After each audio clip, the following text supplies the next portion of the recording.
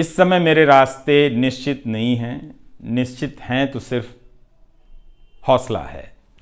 उसका भी क्या भरोसा, कभी आसमान में होता है, कभी पाताल में। नमस्कार, मेरा नाम है संजय यादव और आप देख रहे हैं राष्ट्रीय सच। एक ऐसा पत्रकार जो अपने शुरुआती दौर में चिट्ठी छापने का काम करते थे। एक समय आता है जब उन्हें रिपोर्टर की जिम्मेवारी सौंपी जाती है, उसी मैनेजमेंट द्वारा जिस मैनेजमेंट में वो चिट्ठी छापने का काम करते थे। लेकिन रवीश कुमार जब फील्ड पे उतरते हैं तो पत्रकारिता की एक एथिक्स जिंदा हो जाती है। गांव कस्बे में जाकर के गरीबी, बेरोजगारी, भूखमरी, एजुकेशन, हेल्थ के मुद्दे को उठाना रवीश का पैसा बन गया था।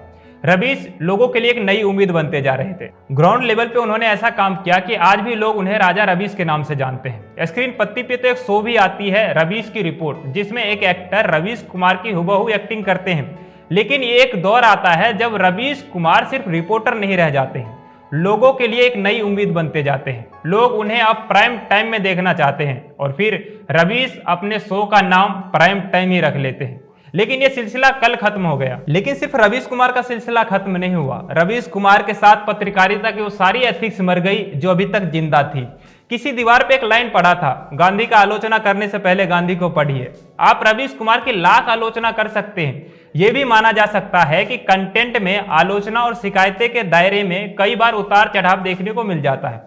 लेकिन सत्ता के आंख में आंख डालकर अगर कोई सवाल पूछ रहा था तो केवल रवीश था। और ऐसा नहीं था कि वो सिर्फ 2014 के बाद सवाल पूछना स्टार्ट किए थे। सवाल वो पहले भी पूछते थे, अब भी पूछते हैं और शायद इसके बाद भी पूछते रहेंगे। रवीश कुमार के ऊपर कई बार इल्जाम लगाया जाता है कि वो कांग्रेस के फेवर में बात करते हैं और भाजपा के विरोध में।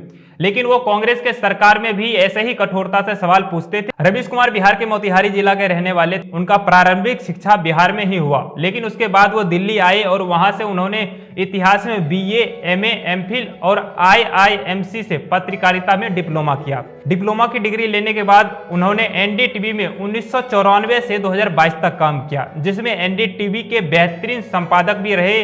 वो एक अच्छे पत्रकार, टीवी एंकर और राइटर के नाम से जाने जाते हैं। रवीश कुमार ने एनडीटीवी में हम लोग और रवीश की रिपोर्ट जैसे कार्यक्रम को होस्ट किया। इसके अलावा उनका प्राइम टाइम शो देश की बात काफी पॉपुलर थी।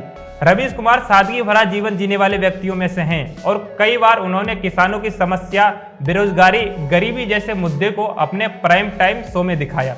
इसके बीच कई बार उन्हें जान से मारने की धमकी भी मिली, लेकिन वो रुके नहीं। बेबाक तरीके से अपने सवालों को रखते गए सत्ता के सामने। उन्होंने कई बार मोदी जी को इंटरव्यू देने के लिए लेटर भी लिखा, लेकिन मोदी जी नहीं माने और इंटरव्यू भी नहीं हो पाया। उनके बेबाक बोल से एक बार उनके चैनल को प्राइम टाइम के दौरान ही बंद करवा दिया गया था, लेकिन वो डरे नहीं और लोगों की समस्या रखते चले गए। अंत में कल यानी 30 नवंबर 2022 को रवीश कुमार ने एनडीटीवी से इस्तीफा दे दिया और इनके पहले प्रणव राय और राधिका राय ने भी इस्तीफा दे दिया था अडानी ग्रुप को। आपको क्या लगता है, रवीश कुमार के साथ ही पत्रकारिता के कुछ सच्चे एथिक्स खत्म हो जाएंगे या फिर रवीश कुमार कुछ नए कदम उठा सकते हैं?